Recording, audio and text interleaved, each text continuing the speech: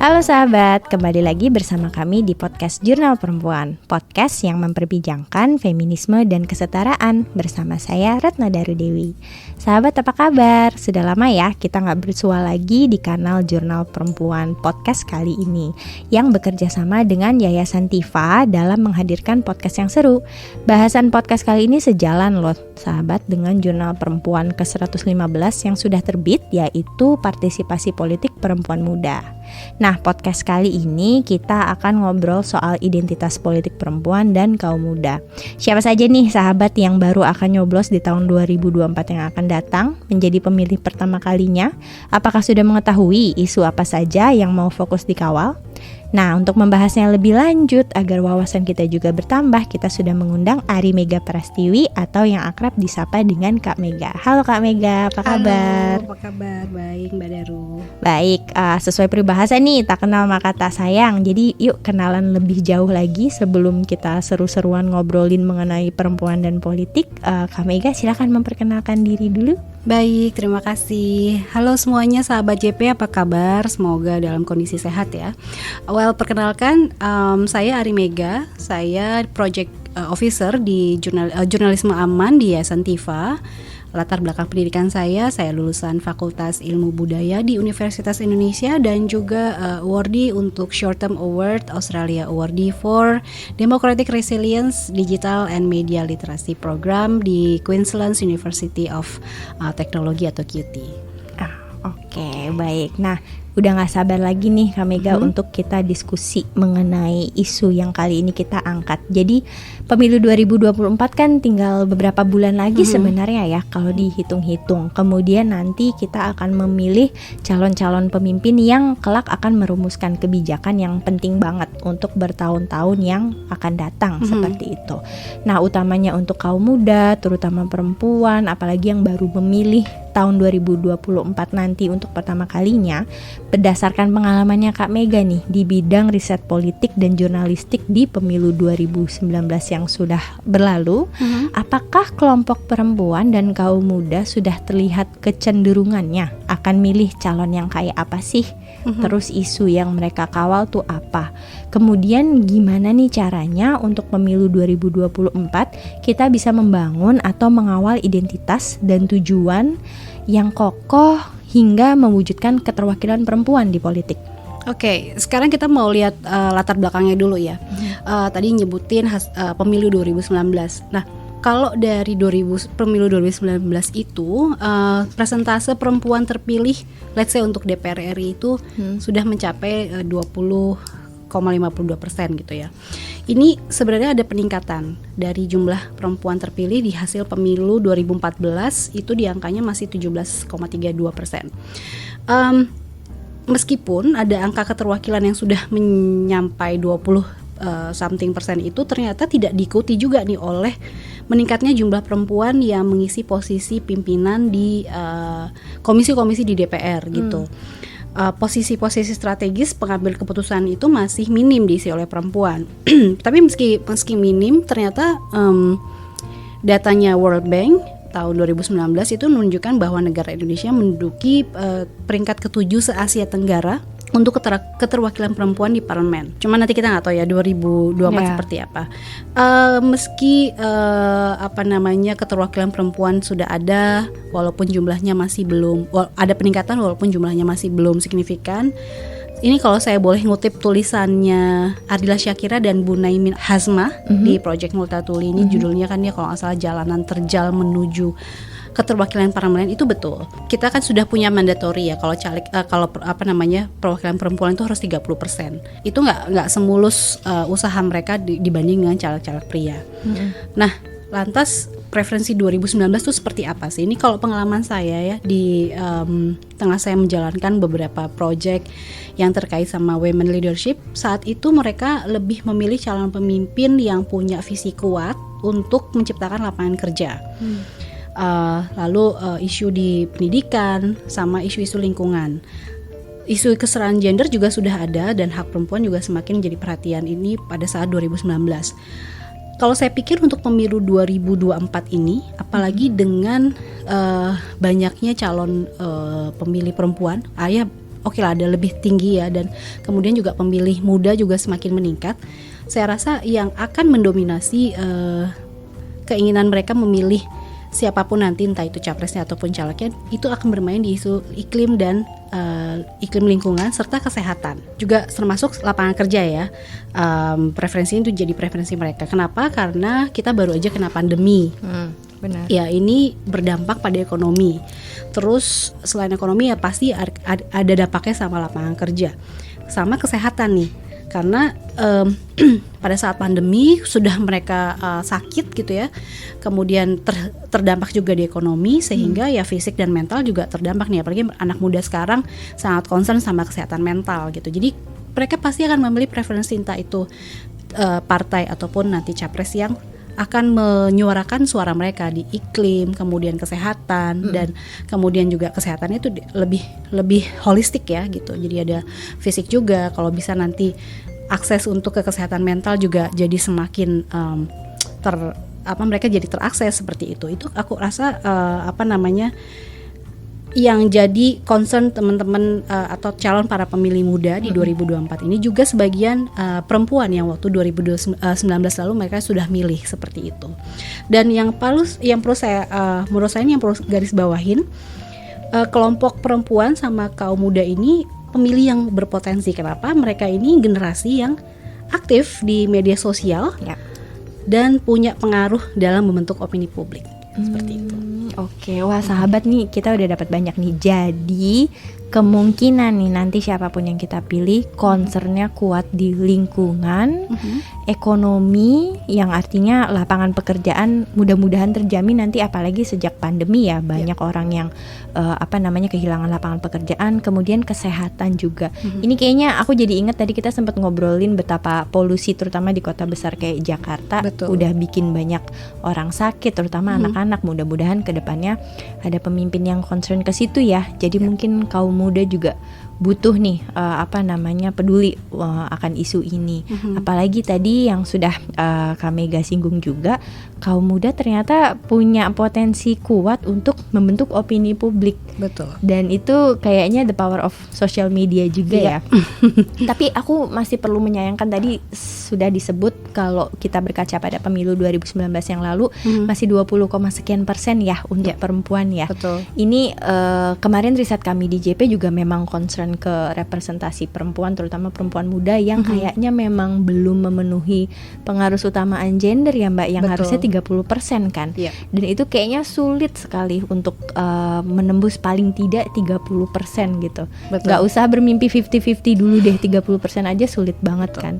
Nah kalau misalnya kondisinya seperti itu begitu ya, menurut Kak Mega, perempuan nih, kelompok perempuan dan kaum muda perlu banget gak sih punya satu suara soal isu-isu keterwakilan mereka di dalam ruang politik dan juga keadilan gender? Karena kalau kita bicara perempuan, kaum muda, belum lagi kelompok marginal ya Mbak ya, mereka punya berlapis masalah, interseksional maju bisa digunakan di situ begitu. Kalau menurut Kak Mega gimana nih? Ya, tadi sudah dibilang bahwa memang nih perempuan, kelompok muda ini sudah jadi kelompok yang kurang terwakili dalam arena politik ya, Mbak Daru ya.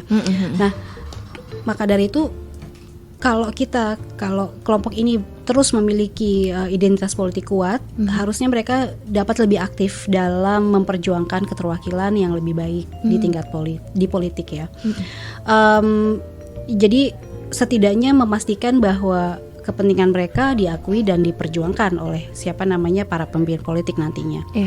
Dan yang kedua, ini identitas politik yang kita sebut kokoh itu, ini sangat memungkinkan sekali perempuan dan kelompok muda untuk berperan aktif. Nih contohnya kayak misalnya awal dibentuk jurnal perempuan gitu ya, gimana pada saat itu perempuan bergerak menuntut hal-hal dasar kesehatan, kebutuhan pokok.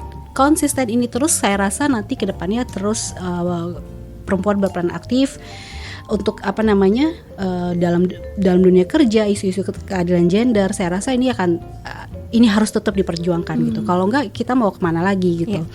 Lagi-lagi kalau berdasarkan pengalaman saya waktu kerja untuk melihat ibu-ibu di di pedesaan seperti itu ya, mereka sangat concern sama kebutuhan pokok ya.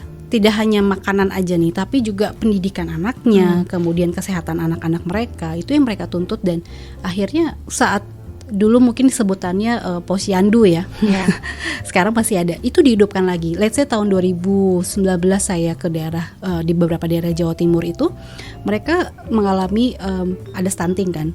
Nah, gimana caranya supaya tidak ada lagi, mereka menghidupkan itu lagi. Nah, dari sini gerakan kelompok ibu-ibu akhirnya menuntut suara mereka diperhatikan. Dan akhirnya keluarlah gerakan ya udah kalau gitu sampean aja yang jadi RT-nya, sampean aja jadi lurahnya. Nah, itu dari situ. Dari gerakan yang seperti ini harus kita pertahankan sampai kalau bisa nanti ke level nasional, dan perempuan untuk memimpin ataupun jadi pemimpin itu akan lebih ada dengan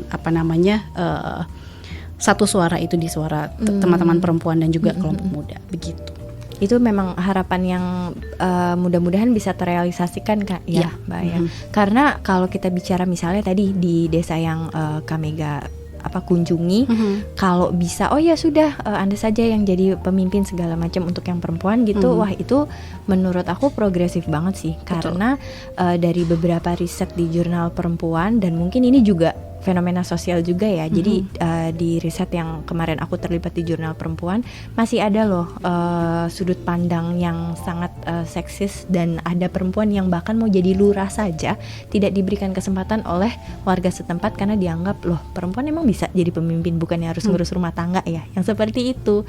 Nah, itu satu hal. Nah, kemudian temuan kami di jurnal perempuan yang baru terbit nih 115, banyak sekali justru partisipasi perempuan di ruang politik ini justru di luar partai politik.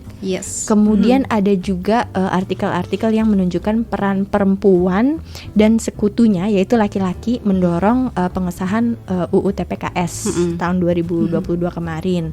Kemudian di riset yang aku terlibat kemarin itu juga sama Kak. Jadi ruang politik bagi mereka tuh tidak hanya, jadi dari 10 narasumber malah justru ada satu yang baru mau terjun ke partai politik tadi. Nah, ini juga sempat kami diskusikan di podcast sebelumnya bahwa oke lah perempuan terlibat di partai politik, tapi kadang suka ada organisasi kecil sayap-sayap di partai politik yang perempuannya di situ gitu. Jadi perempuan partai A, perempuan partai B, yang itu justru menjauhkan mereka dari pengambilan keputusan utama seperti itu kan. Seolah-olah mereka dibuat spesial padahal justru jadi jauh nih dari pemegang keputusan dan pemangku kebijakannya gitu. Nah, kalau menurut Kak Mega gimana nih, bahwa yang terlihat suara perempuan muda justru banyak diadvokasikan di luar partai politik. Kalau menurut Kak Mega gimana? Apakah ini bisa sama kuatnya dengan mereka-mereka yang bergabung di partai, atau mereka harus bergabung, atau sebaiknya di partai saja, atau gimana Mbak? Oke, ini menarik tadi yang disebutkan soal bulurah itu sebenarnya jalannya juga tidak oke. Kamu jadi jadi bulurah aja. Jadi kalau beliau cerita ke saya itu dia harus bersaing dengan lurah incumbent gitu ya. Dan lagi-lagi mengutip artikel di Project Multatuli itu juga bahwa dia harus berjuang 2 kali lipat, 3 kali lipat untuk mendapatkan suara. Untuk di satu sisi dia juga masih harus mengerjakan pekerjaan domestik gitu ya, itu udah multiple burden seperti itu. Nah, tapi itu benar itu perjuangan perempuan ketika harus menduduki level, untuk ingin menduduki level tertentu, terutama keterkaitannya dalam kepemimpinan politik ya. Nah, tadi juga Mbak Daru sebut ada peran perempuan dan sekutu laki-laki ya. Ini menarik sekali dengan kata sekutu laki-laki nih. Terutama ini dalam pengesahan UU TPKS. Kita nggak langsung ke fokus gitu, tapi saya mau emphasize nih, bukan berarti ini perempuan itu sebenarnya harus berjuang sendiri. Betul, memang harus quote and quote ada sekutunya. Namun kalau dalam riset itu disebut sekutu laki-laki, tapi saya sebenarnya lebih suka menyebut male champion for gender equality gitu ya. Atau Ya, jadi dia memang sudah punya pemikiran kesetaraan gender sebagai seorang dia laki-laki, tapi it doesn't matter, dia support perempuan seperti itu. Ini saya pernah terlibat di project riset kesetaraan gender di bidang di ekonomi dan dunia kerja. Di situ disebutkan bahwa secara garis besar kalau misalnya perusahaan atau ingin untung benefitnya juga melejit, ini sekitar 35-40% keuntungannya gitu ya sebagai dari perusahaan itu jika ada perempuan di level di C-level. Nah, gimana supaya perempuan ada di C-level? Jadi kan karena yang kita temukan nggak cuma let's say di perusahaan korporasi gitu ya. Iya. Berapa persen sih perempuan jadi CEO? Bisa dihitung kan.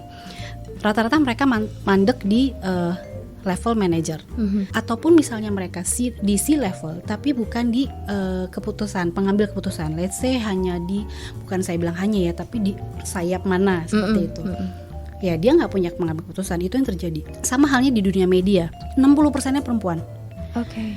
Bahkan ada beberapa media banyak sekali perempuannya, lebih dari 60%. Tapi apa yang terjadi ketika Carap mulai gugur tuh perempuan-perempuan wartawan perempuan. Sampai kemudian reporter naik, reporter masih 50-50. Sampai kemudian di level let's say udah masuk penulis senior atau redaksi utama, untuk masuk ke atasnya lagi udah semakin gak ada perempuannya. Ini berlaku juga di dunia STEM. Ya. Gitu. Gimana perempuan itu mungkin 80% kali ngambil kimia, fisika, biologi. Tapi apa yang terjadi cuman ada di level ketika masuk ke dunia kerja cuman ada di staff level. Ke atasnya supervisor makin berkurang lagi. Ini kenapa? Kalau let's say di media mungkin juga satu lain hal kesempatan, atau mereka juga harus double burden gitu ya teman-teman jurnalis perempuan. Kemudian ada stigma juga, gimana nggak usah liputan malam-malam deh, atau perempuan cuman liputannya di lifestyle. Padahal dia sangat kuat jaringannya di politik misalnya, atau di ekonomi. Jarang loh wartawan ekonomi perempuan, bisa dihitung. Hanya beberapa persen, hanya beberapa orang, segelintir terutama di Indonesia ya, apalagi di Indonesia. Nah, lagi ketika di STEM masuk korporasi, perusahaan besar, mereka cuma jadi staff aja kan. Terus ujung-ujungnya kenapa? Oh, nanti kalau misalnya taruhlah harus ada shift gitu ya. Kalau kemalaman seperti apa? Nah, itulah kenapa harus ada pengambil keputusan, baik itu perempuan maupun laki-laki yang punya sensitif gender gitu. Salah satunya akhirnya ya harus dibuat inilah, misalnya taruhlah kenapa sih kalau malam semua kayaknya sekarang harusnya nggak pandang laki-laki perempuan ya, pulang malam laki-laki juga bisa dirampok, dibegal. Nah, perusahaan harus menyediakan misalnya voucher taksi ya, salah satunya itu, atau mungkin shuttle seperti itu. Iya. Dan yang kedua misalnya nanti kan kamu hamil atau nanti susah dong, nanti harus ngurus anak. Well, give them udah lagi, kalau saya lebih suka tidak lagi pada saat risetnya itu ditulis jangan cuti hamil lah, jangan cuti melahirkan, tapi parental leave gitu, atau cuti untuk orang tua. Nah, balik lagi banyak suara perempuan muda berada di luar partai politik tadi ya. Betul. Ini sebenarnya dampaknya buat saya tuh positif aja ya. Salah satunya yang tadi kan ya. Sebenarnya kenapa sih positif? Ini karena mereka justru mendorong, contohnya si UU TPKS tadi punya dampak langsung pada perubahan kebijakan, ya kan? Terus jadi akhirnya mereka memainkan peran kunci dalam advokasi kebijakan yang inklusif seperti itu. Kedua, kesadaran politik dari aktivis muda dipupuk melalui sebuah organisasi. Ini termasuk perempuan ya Mbak ya. Akhirnya punya kesadaran publik tentang isu-isu politik itu. Justru dari kampanye situ mereka bisa menyuarakan isu-isu penting seperti itu, dan banyak orang termotivasi gitu. Jadi kan sekarang ada gerakan-gerakan yang lagi seru nih, claim rebellions gitu ya. Nah, itu gerakan itu semua dari aku lupa dari mana negaranya, akhirnya sampai ke Indonesia juga mereka bikin gerakan seperti itu. Nah, itu kemungkinan besar bisa dapat perhatian harusnya dari dalam hal ini pemerintah, harusnya dengan suara-suara tentang iklim dari anak muda seperti itu. Dan itu juga ada perempuan dan urusan terhadap lingkungan, harusnya seperti itu ya. Nah, yang ketiga, di luar keterlibatan perempuan, kelompok muda di luar partai politik ini harusnya juga membantu mereka membangun keterampilan untuk jadi jaringan sosial segala macam. Belajar dulu. Jadi kelompok ini nggak saatnya langsung masuk dinasti politik gitu ya. Iya. Tapi let's say bergeraklah dari bawah dulu, dari jaringan berjejaring ini. Nah akhirnya dia boleh di luar partai politik, tapi mereka akhirnya punya pengaruh ke gerakan sosial yang akhirnya jadi tekanan sendiri di partai politik. Loh, kok lo nggak punya agenda ini? Kenapa sementara di luar itu gerakannya seperti apa? Ini kayaknya memang nggak ada masalah kita memulai, teman-teman memulai dari luar partai, bahkan itu justru lebih bagus mengasah keterampilan berjejaring gitu, sehingga nanti ketika sudah saatnya ya tidak instan lah gitu ya, seperti kita lihat politisi-politisi yang instan kan akhirnya juga tidak ada kemampuan untuk bernegosiasi, kemampuan untuk lainnya. Mungkin kalau berjejaring dia sudah given ya dari siapa gitu, dari ya yang memberikan instannya itu ya. Tapi setidaknya kalau teman-teman dari awal, dari bawah, aku yakin itu sangat berpengaruh gitu terhadap pengambilan keputusan kelak seperti itu. Oke, wah ini tadi banyak kata kunci yang menurut aku related banget sama isunya. Tadi suka banget sih Mbak, male champion for gender equality. Jadi siapapun laki-laki di luar sana, kalau kamu bisa menjadi our ally ya, sekutu, membantu perempuan-perempuan, kalian tuh champion sebenarnya. Betul. Begitu ya. Apalagi tadi Mbak Mega juga sudah menyebutkan bagaimana ternyata isunya di mana-mana masih ada ya stigma, stereotipe. Tadi yang kami gak sampaikan tuh aku jadi ingat hasil riset BPS di mana sebenarnya kita perempuan tuh mendominasi perguruan tinggi, bahkan dari mulai TK, SD, SMP, SMA, perguruan tinggi, IPK kita lebih bagus dari yang laki-laki. Tapi ketika masuk ke dunia kerja, wah kok turun ya angkanya, kemana nih perempuan-perempuan berprestasi di kampus ini gitu kan ya, karena masih ada peran gender tradisional, kemudian pola pikir yang tidak ramah gender, seperti perempuan masa malam-malam sih pulangnya, nanti kalau liputan bagaimana, dan yang lain-lain seperti itu kan. Nah begitu sahabat, jadi walaupun banyak nih isu perempuan, kayaknya masih bisa dilihat bahwa akarnya masih ada pola pikir yang patriarkal, sehingga mungkin kita butuh kondisi ramah gender yang tidak hanya di lingkungan sosial tapi juga di ruang politik seperti itu ya. Apalagi tadi Kak Mega juga sudah menyinggung dinasti politik. Nah orang-orang kayak gitu tuh biasanya mungkin tidak mengalami dari bawah, nggak tahu nih masyarakat apa sih yang terjadi di bawah sana seperti itu. Mungkin mereka bisa lihat dari kejauhan, tapi ada kalanya kalau tidak mengalami sendiri atau mengenal orang-orang itu secara langsung, empatinya belum keluar, gender equality-nya juga nggak jalan seperti itu ya.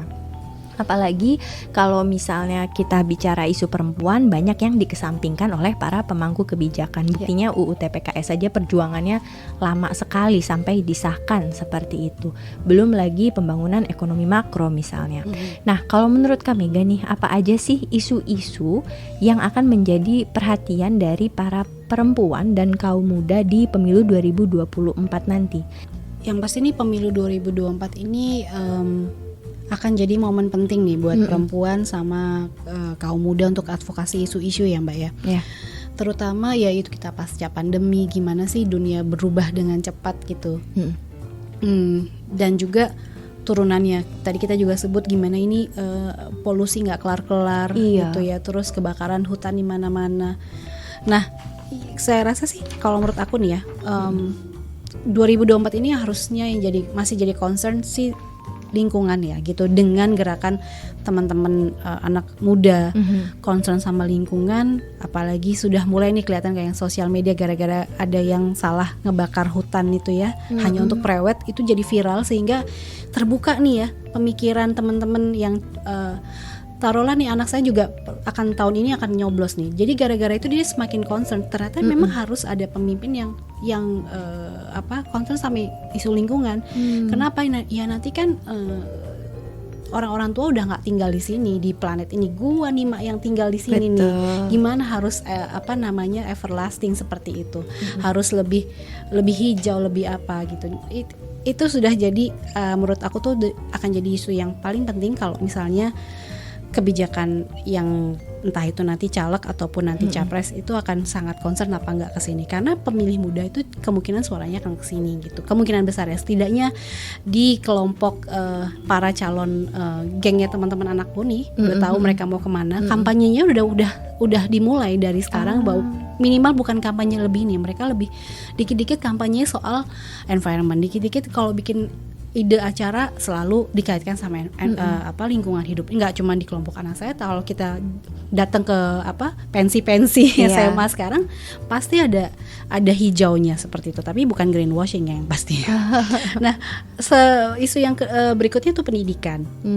Menurut aku ya, di sini mereka juga perempuan ini sama kaum muda itu pengen memperjuangkan akses pendidikan yang setara. Kita tahu ya ada banyak perubahan pendidikan, bolak-balik dibikin bingung. Ini hal mungkin quote and quote remeh ya, tapi buat ibu-ibu yang nyari sekolah anaknya, mungkin maksudnya pembuat keputusan dimudahkan semua orang bisa sekolah di negeri, tapi nyatanya prakteknya tidak seperti itu.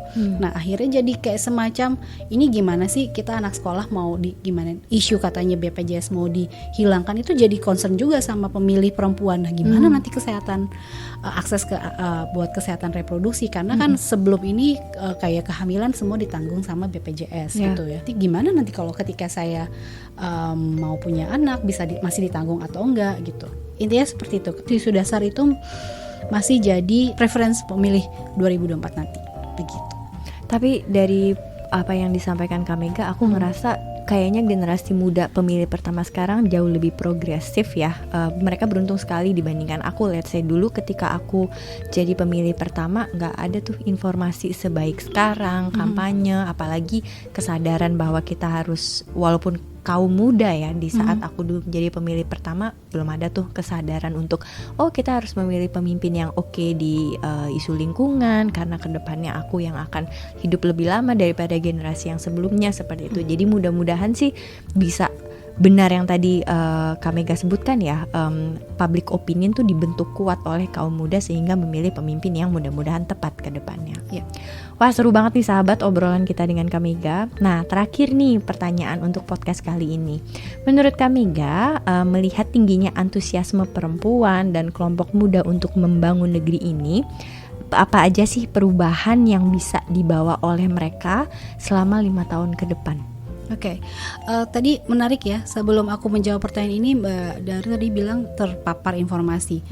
Kita harus belajar dari pengalaman 2014, 2019 dan Pilkada 2020, terutama 2014 di mana hoax beredar luar biasa ya. Nah, kalau ngelihat belajar dari pengalaman itu, beberapa teman-teman OMS juga dari yang terutama perempuan di akar rumput, ini sekarang mereka mau mengadakan banyak pelatihan politik. Oke, ini aku mau sebelum jawab ke situ ya Mbak ya, mau menambahkan karena tadi Mbak Daru sebut ini harus aku sebarkan nih. Jadi teman-teman OMS yang bergerak di isu perempuan dan juga anak muda ini, terutama perempuan di akar rumput dan kemudian di pedesaan, kemudian di rural, tidak di kota besar ya. Kota besarnya 5 kota besar nih ya, Jakarta dan lain sebagainya. Itu mereka akan mengadakan pendidikan pelatihan politik. Di mana mereka itu para ibu-ibu targetnya itu supaya gunakan hak pilih dengan baik ya. Jadi tahu siapa yang mau dipilih. Jadi tahu nih kalau misalnya gimana sih milih hak pilih, datang ke bilik itu seperti apa. Jadi nggak boleh ada intimidasi dari RT RW setempat. Itu diajarkan sama mereka. Ini sempat kami singgung Mbak di podcast sebelumnya, bagaimana TPS juga harus jadi ruang aman. Yes. Nah, itu akan diajarkan, sudah mulai pelatihannya kepada para mama-mama gitu ya di Indonesia Tengah. Ini menarik juga karena buat teman-teman media juga harus melihat ini nih, harus dinaikin. Dan kemudian selain itu, selain jadi ruang aman, si TPS ini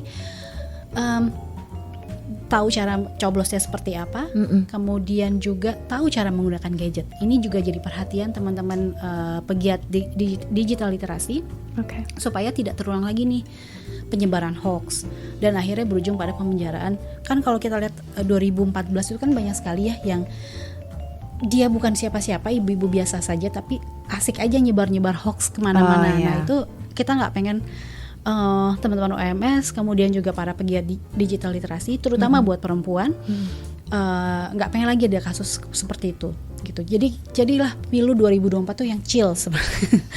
Ya udah nggak ada insiden seperti itu karena kita udah tahu caranya handle hoax, isu-isu atau berita-berita di sosial media seperti itu. Nah, teman-teman anak mudanya sekarang juga sudah mulai, kalau bisa ya sudah biarkan saja itu influencer dan penggaungnya di sana. Mereka sudah punya platform sendiri untuk menyuarakan suara-suara mereka yang benar seperti apa.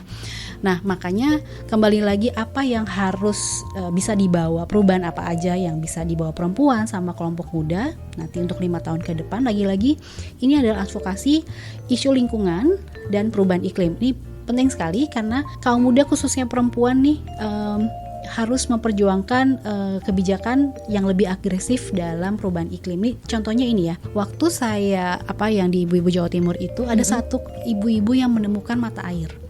Ini jadi ada kayak politik air dan politik ya. Dan gimana dia mensecure ini mata air supaya tidak dikuasai oleh kelompok lain atau mungkin penguasa setempat. Sehingga dia bersama ibu-ibu yang lain jaga itu mata air, dan kalau emang mau ngambil harus digilir. Itu luar biasa sekali perjuangan dia. Dan pada saat itu desanya kekeringan. Gimana dia mendistribusikan air itu supaya adil. Nah, seperti inilah perempuan-perempuan ini yang kita butuhkan nih ke depannya, karena kita sedang menghadapi lingkungan perubahan iklim ini dampaknya sangat luar biasa sekali buat kehidupan kita, dan nanti juga pasti berdampak dengan keputusan politik yang akan diambil. Justru ini harus diadvokasi ke depannya. Menurut aku ya seperti itu. Karena ini berdasarkan pengalaman aku ya. Dan kemudian inovasi sama teknologi. Kita benar-benar bukan dimanjakan sih, dipermudah ketika kita harus stay di rumah. Semua teknologi tinggal pencet semua dapat. Bahkan sampai ada telemedicine pun kita sudah ada. Nah, ini harus terus diperjuangkan oleh perempuan dan juga kelompok muda supaya lebih merata lagi. Jadi tidak hanya di lingkungan kota besar, tapi keadilan untuk mendapatkan digital, kemudian internet itu juga harus tersebar. Ini harus mereka usung supaya ini kan bagian dari HAM ya, hak asasi manusia kan, untuk mendapatkan kesetaraan informasi, kesetaraan akses, dan itu harus diusung sama mereka sehingga kita tidak lagi, inovasi teknologi harus jauh lebih murah dibanding sekarang, sehingga bisa mencapai ke desa-desa dan kawasan terpencil lainnya. Itu yang harus diusung 5 tahun ke depan. Dan yang pasti ada pemberdayaan ekonomi lewat inovasi tadi, terus ada wirausaha, advokasi perempuan. Ini juga intinya adalah sektor-sektor apapun keputusan public policy yang berperspektif gender yang terus harus dikawal oleh perempuan dan kaum muda untuk 5 tahun ke depan. Oke, seru banget ya obrolan kita hari ini nih sahabat. Nah, sebelum aku closing, ada tambahan lagi dong Kak Mega, satu nih personal. Harapannya apa sih ke depannya? Apalagi 2024 mau datang nih kan. Harapannya apa mudah-mudahan? Personal nih Mbak ya, harapannya sih semoga akses pendidikan, kesejahteraan itu lebih dapat lebih merata seperti itu ya. Kemudian juga nggak ada lagi segregasi gitu ya, baik itu politik, agama atau apapun gitu ya, sehingga nggak ada lagi lah isu-isu seperti itu. Kemudian juga keadilan bagi ibu-ibu atau perempuan-perempuan yang berjuang di daerahnya masing-masing untuk mendapatkan haknya, hak tanah mereka, hak pendidikan anak-anak mereka, hak kesehatan. Itu semoga 2024 sudah jauh lebih baik dibanding sekarang gitu. Oke, wah luar biasa. Gimana nih sahabat, setelah mendengar podcast kali ini, tergerak gak nih sahabat semua untuk berpartisipasi di ruang politik melalui kendaraan partai politik atau mungkin aktivisme akar rumput? Yang manapun itu, jika kita melakukannya dengan kesadaran, pasti akan bermakna sekali. Terima kasih Kak Mega atas waktu dan kesempatan pada hari ini. Senang sekali loh bisa mengundang Kak Mega di podcast Jurnal Perempuan dan Tifa. Sahabat, terima kasih sudah menyimak dari awal sampai akhir ya. Jangan lupa Jurnal Perempuan masih memiliki banyak topik obrolan seru di podcast mendatang. Kalau misalnya sahabat mau menyumbang topik atau punya saran narasumber yang keren, kasih tahu kita ya, bisa lewat kolom komentar atau direct message. Sampai jumpa lagi di podcast berikutnya. Sehat selalu sahabat. Terima kasih Kak Mega. Terima kasih. Podcast ini merupakan kolaborasi antara Jurnal Perempuan dan Yayasan Tifa. Salam pencerahan dan kesetaraan.